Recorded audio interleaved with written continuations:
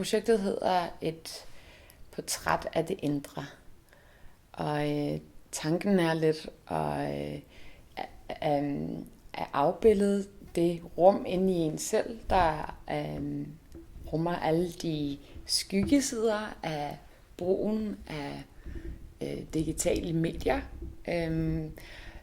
Og det leger lidt med tanken om, hvad der er virkeligt og hvad der ikke er virkeligt.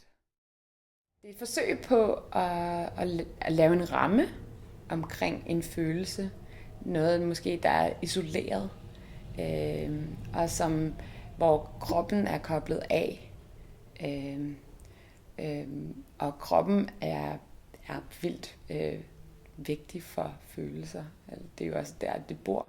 Så det, som jeg har prøvet at afbilde i det her projekt, det er sådan at lave et portræt af noget, som måske er lidt universelt. Noget, som alle kan relatere til. Og det er det her med de lidt mindre positive sider af brugen af teknologi i forhold til sådan, især den sociale del af mediet.